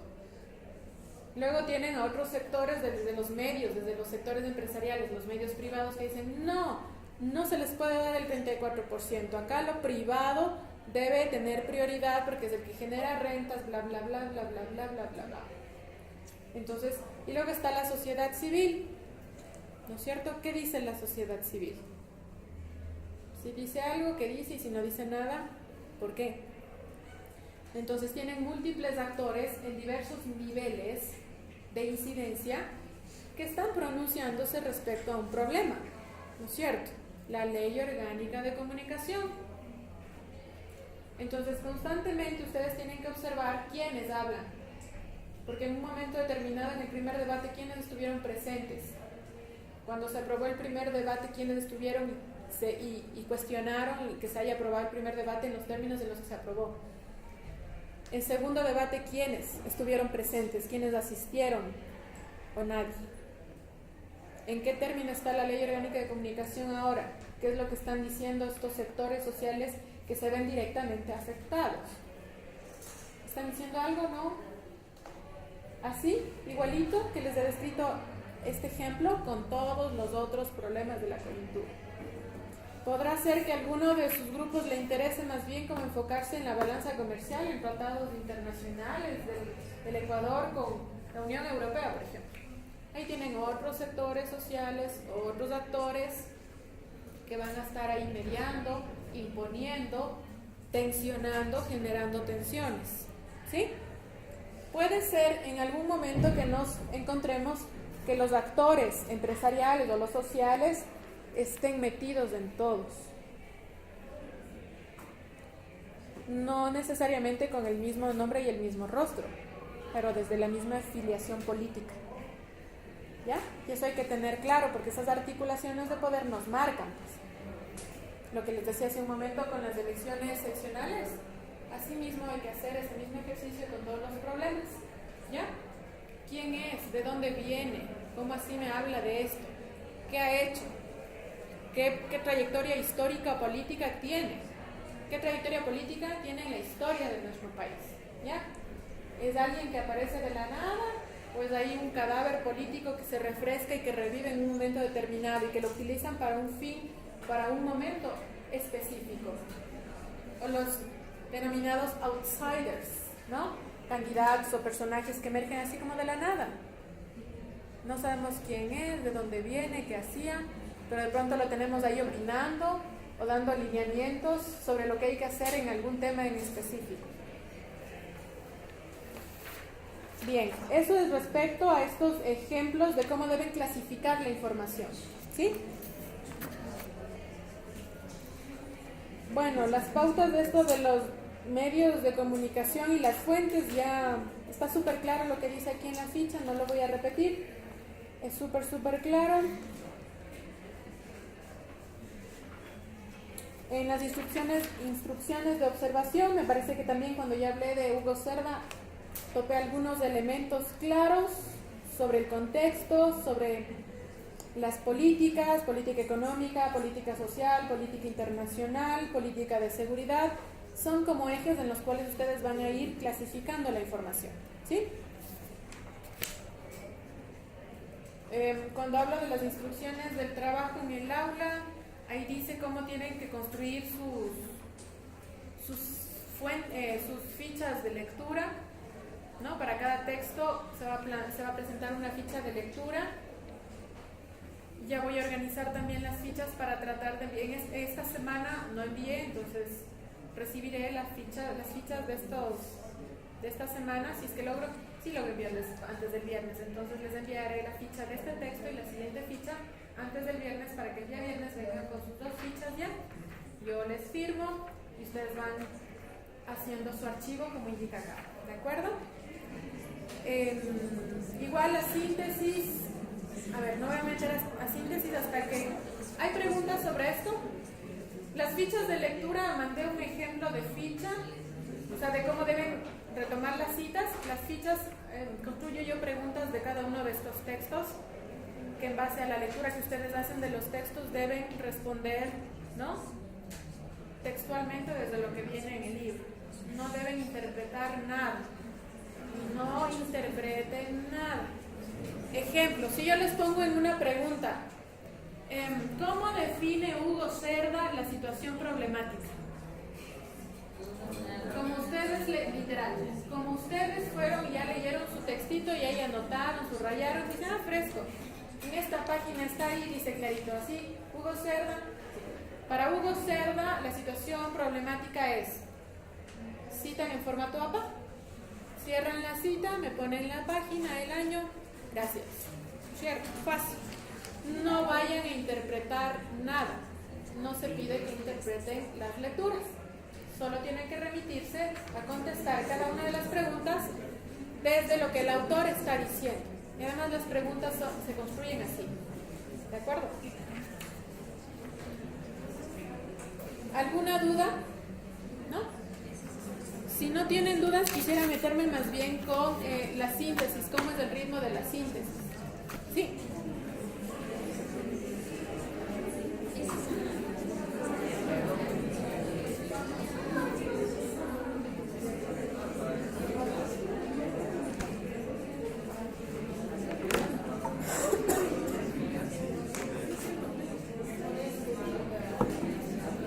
Chicos, la evaluación y la descripción del puntaje me parece que es súper clara.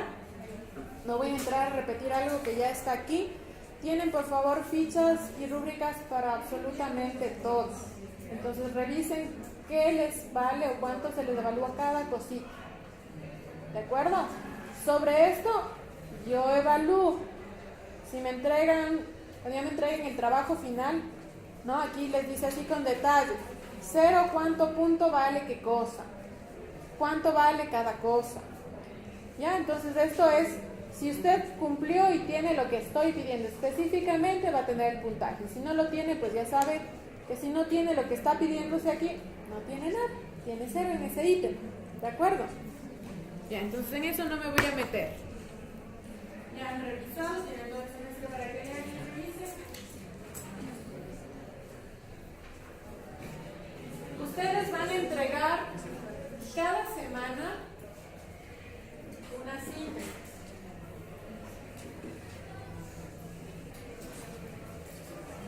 En la síntesis semanal, con los criterios de clasificación de información que ya les he explicado, ustedes van a presentarme por semana todas las noticias en lo político, lo económico y lo social, día por día, ¿no?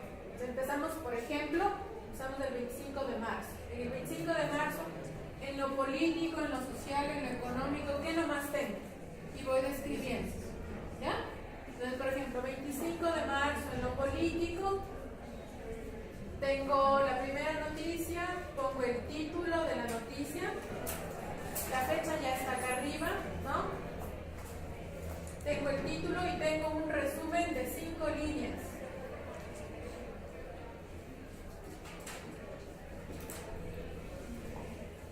Cada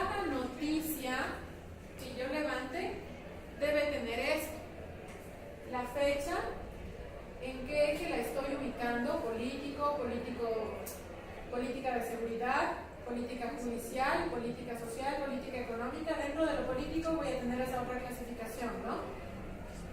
Pongo la fecha, el título y en 5 líneas, no más, en 5 líneas yo resumo qué, cómo, dónde, cuándo, quién. Lo básico, lo neurálgico, la información más importante que yo requiero tiene que estar en esas 5 líneas. No más de 5 líneas, porque luego van a tener, si ustedes copian toda la noticia, va a ser una página por cada nota. Piensen que en un solo día encontraron como 10 noticias. ¿Ya? Por eso se pide que resuman a 5 líneas cada noticia. ¿De acuerdo? Cuando... Chicas, yo ya terminé entonces 25, 26, 27, bla, bla, bla, bla, bla, bla, bla. ¿Qué fecha? Ustedes es el viernes, ¿no? ¿Qué fecha es el viernes? No, este viernes que viene. Ejemplo, solo es un ejemplo. Mi primera semana va del 25 de marzo al 5 de abril. Ya, el 5 de abril, lo mismo, ¿no? Las noticias, tac, tac, tac. Al finalizar el último día de la semana, el día que yo voy a entregar mis noticias, pongo temas. Hago una suerte de listado de temas que durante esta semana emergieron en la coyuntura. Ejemplo, juicios, corrupción, Rafael Correa, debate, ¿no? Al COIP. Voy poniendo temas generales de la coyuntura que fueron emergiendo durante esta semana. Resultados electorales. Toda la semana estuvieron hablando del tema electoral, es evidente que tienen que poner al final resultados o debate o qué sé yo, impugnaciones a los resultados de las elecciones del 25 de marzo. ¿Ya? Esto les ayuda porque cuando, entendida la parte de la semana, de la síntesis semanal, con esta síntesis de semana, ustedes al mes van a tener 4 síntesis semanales, ¿cierto? Con esas 4 síntesis semanales, ustedes construyen una síntesis mensual. Entonces, esta síntesis mensual agrupa todo lo de acá.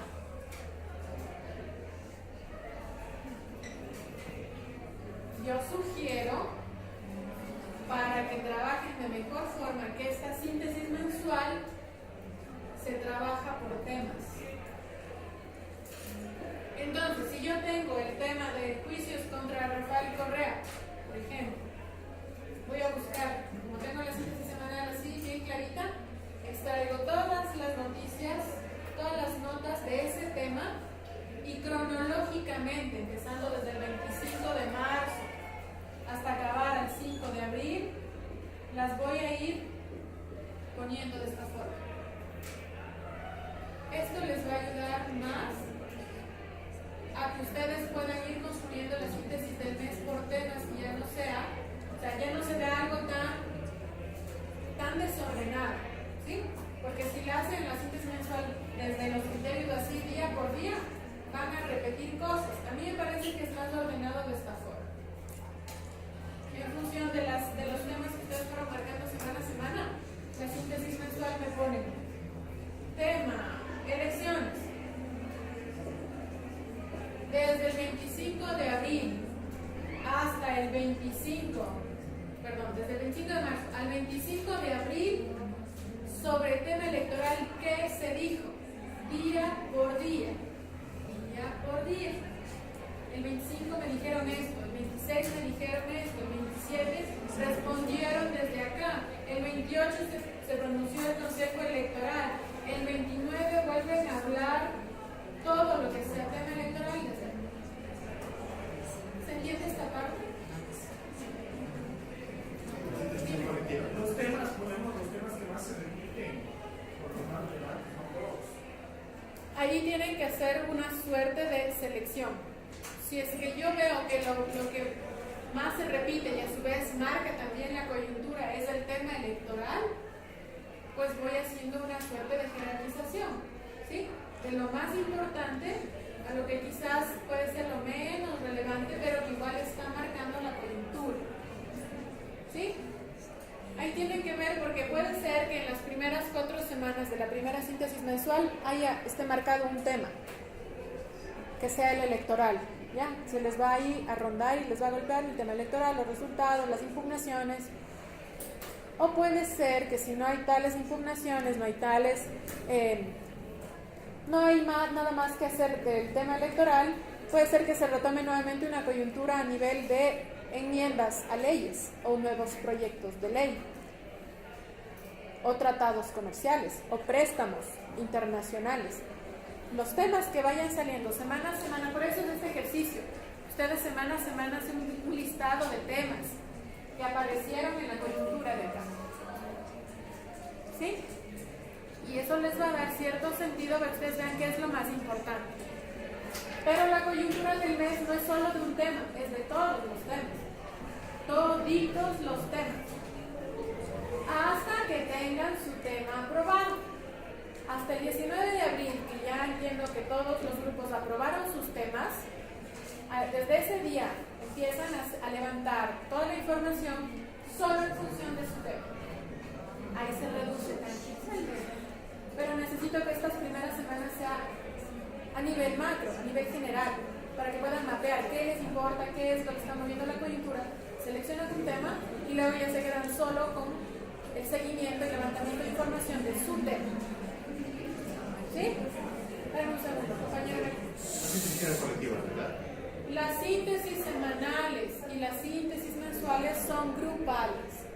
Ejemplo, si aquí hay un grupo de 4 personas, por el grupo de 4 personas se me entrega, una sola síntesis, con los nombres de todos y de todas. Ahora, entiendo, compas, chicas, entiendo que ya se formaron grupos, que ya me van a informar las coordinadoras cómo están esos grupos. Cada grupo debe tener un coordinador o coordinadora. Si vamos los 5 de este grupo, dice Jordi. Jordi es nuestro coordinador de grupo. Jordi se encarga de organizarnos, cómo vamos a trabajar, todos aportamos. Jordi nos va a entregar la síntesis semanal y va a ponernos una ficha, un informe de actividades. Va a decir que Jordi, ¿cuál es tu apellido? Ramos. Jordi Ramos, coordinador, hizo, ¿qué actividades cumplió? Levantó la información con la síntesis del día 25, 26 y 27 de marzo del diario El Comercio. Mariana Alvear levantó la información del 25, el 26 y el 27 de marzo de Ecuador Inmediato.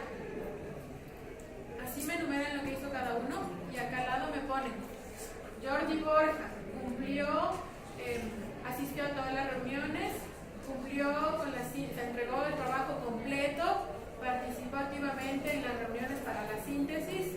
Bien. Mariana Alvear entregó la síntesis incompleta, no vino a todas las reuniones, no participa en la construcción de síntesis. Y así me pone, ¿de acuerdo? ¿Por qué? Porque yo no puedo entrar a preguntar al grupo por grupo cómo les va a trabajar. Son cosas domésticas, menesteres que ustedes tienen que resolver. Si integran un buen grupo de 5 o de 4, como ustedes número, y trabajan ordenadamente y responsablemente desde el primer día, no van a tener problemas. Si no trabajan de forma ordenada, es decir, si no hacen grupo para trabajar, se les va a acumular. Ustedes están viendo que es mucha información, es mucho lo que hay que levantar. Entonces, si una persona no cumple, lo siento, no sé cómo lo hagan, pero el resto del grupo tiene que sostener y levantar. Si en los 5 dice yo ya no avanzo, no jalo, esta materia no da, me voy, me retiro de la materia, lo siento mucho. Los mismos 4 integrantes se quedan con toda la carga de trabajo, se la redistribuyen y sostienen. ¿De acuerdo? Por eso es importante que compacten el grupo desde el inicio y trabajen diariamente y se organicen, por favor, para que no tengan problemas. Con todo respeto, pero yo no tengo por qué estarles escuchando que vengan a decirme, es que ella no viene, pero es que él no me entrega, es que ella no me contesta en el WhatsApp, es que él nunca envía. Yo no tengo por qué enterarme de esas cosas. Ustedes me entregan al final de la semana y al final del mes un trabajo hecho. Y si hay este tipo de problemas, no me venga a decir como, vea, es que no me hace caso, dígale. No, pongan en el informe. Pongan en el informe qué hizo cada persona. Si cumplieron todos, maravilloso, porque se va a notar en el trabajo. Si no lo hicieron todos, también se va a notar en el trabajo. ¿Ya? Preguntas sobre la síntesis. Espérame un segundo, ya tenía una pregunta. Dime.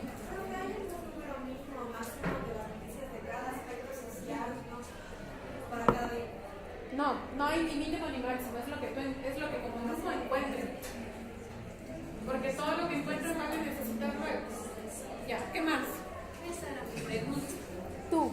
¿Qué día entonces ya le entregaríamos el primer? Primera síntesis, con ustedes me veo lunes y viernes de cada semana. Entonces, ustedes levantan la información hasta el día jueves. ¿Sí? Este jueves es 4 de abril. La primera síntesis de la primera semana acaba, la cierran hasta el día 4. Porque el día 5 me entregan. ¿Cómo van a estar en medio del día con las noticias aún ahí? Van a cerrar un día antes de la entrega. Entonces, chicas, por favor, anoten ustedes eso, las fechas con el día. Sí, por ejemplo, primera síntesis cierra el jueves 4 de abril y se entrega el viernes 5 de abril. ¿De acuerdo? Y la siguiente, la síntesis de la segunda semana iría desde el 5 de abril hasta el próximo jueves. ¿Y así? La síntesis o la información se levanta todos los días, no importa si es feriado, si hubo talleres, si suspendieron las clases porque no hay agua, no hay luz, no importa. Ustedes siguen levantando la información todos los días hasta que el 30 de junio, les digo, hasta aquí llegamos. Este es el último día de levantamiento de información. De aquí en adelante es ya solamente para ir revisando cosas que deben estarse construyendo. ¿Sí? Dime, Selene.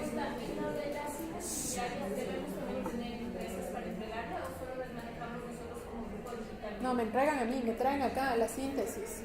Porque yo les recojo, les firmo el recibido que me entregaste ese día, ¿no? Y luego reviso así lo más pronto que pueda y les devuelvo si es que hay, por ejemplo, me entregan y digo, uy, esto está mal hecho, está mal hecho, está mal hecho.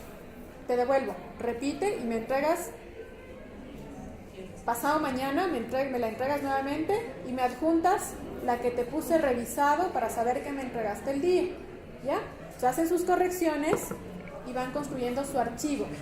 Por favor, lean bien las instrucciones porque ahí dice que hay que construir un archivo con las síntesis mensuales, con las síntesis semanales y un archivo de las fichas de lectura que tienen calificación al final de cada hemisemestre. Por favor, las fichas son de lectura, las síntesis son de los medios. ¿Ya? Lean por favor bien las fichas, todos los documentos que les envié. ¿Sí?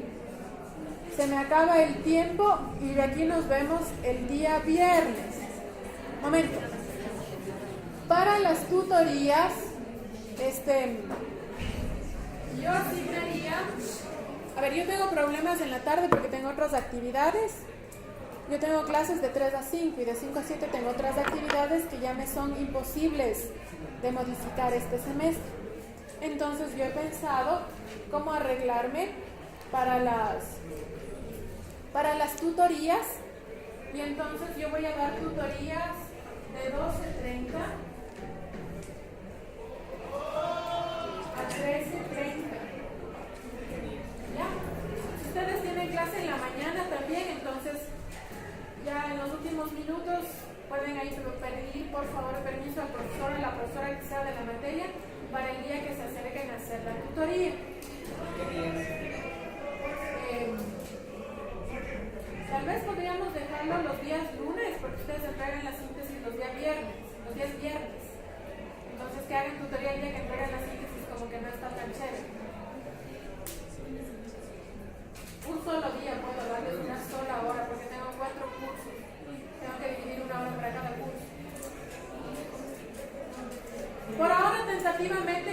de esta forma, los días lunes, pero tal vez voy a ver con los otros cursos cómo puedo por lo menos dar como unos 2 días, en todo caso para el séptimo A y séptimo B, poner, qué sé yo, lunes y miércoles de 11 a 1, de 11 a 1, ¿ya? No toda la gente viene el mismo día a hacer tutoría.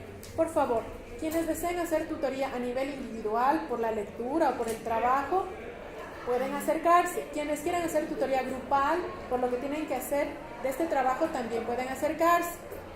Todo, por favor, lo canalizan con las 2 chicas, tanto con Daisy como con Mirka, con mínimo 2 días antes, para que yo pueda revisar y ver que no se vaya a chocar con otra gente que tal vez pidió ya tutoría, ¿sí? O ver cómo acoplo, cómo muevo, cómo organizo, ¿sí? Por favor, mínimo 2 días, pidan tutoría con mínimo 2 días. Si no hay nada más, o si tienen alguna duda, por favor, si mientras veo qué horarios tengo, yo suelo estar en el cubículo de la profesora Natalia Angulo, en el área norte. Pueden acercarse estos días hasta que yo estipule qué días mismo tenemos para tutoría, si tienen ahora entre esta semana alguna pregunta, ¿de acuerdo? En caso de resistencia, ¿cómo es el caso de las fichas sobre todo porque no se puede enviar para los compañeros para que revisen? Si alguien falta o sabe que va a faltar porque tiene algún tema personal, médico, de trabajo, y ya sabe, qué sé yo, digo, ya el día viernes no voy a poder ir porque tengo mi trabajo no me dan permiso el día viernes y ya voy a faltar. Entonces hasta el día jueves o hasta el día viernes, antes de venir a clase, hablan con algún compañero o compañera, pues en las 2 chicas coordinadoras o con alguien más del curso, y le mandan las fichas impresas o le piden de favor que les ayude a imprimir y resuelven ustedes eso y entregan, ¿ya? Las inasistencias se resuelven solamente hasta 72 horas después. Si yo falté hoy lunes por A, B, Z motivo, tengo hasta el día miércoles para acercarme a las 2 chicas y entregarles, por favor, entregale a la profesora este certificado, aquí dice por qué falté. Si es solo de trabajo o médico, no hay más, ¿no? Trabajo o médico, entreguen la certificación a las 2 chicas y ellas tienen que entregarme inmediatamente. Entonces eso yo guardo anexo y digo, bueno, presentó su justificación, porque luego ustedes tienen problemas con las asistencias, ¿de acuerdo? Y ustedes saben que pueden faltar solo el 20%, y el 20% de mis clases son 12 horas en todo el semestre. Tanto en el primero como en el segundo semestre son 12 horas que se pueden faltar, nada más. Tomen en cuenta eso para que calculen y cuando tengan que faltar. Decidamos la universidad, no se negocia con los derechos, bienestar y seguridad, estudiantes en movimiento. Decidamos la universidad, no se negocia con los derechos, espacios e identidad, estudiantes en movimiento, estudiantes en movimiento, estudiantes en movimiento, UCI pública y de calidad, estudiantes en movimiento, estudiantes en movimiento, estudiantes en movimiento, estudiantes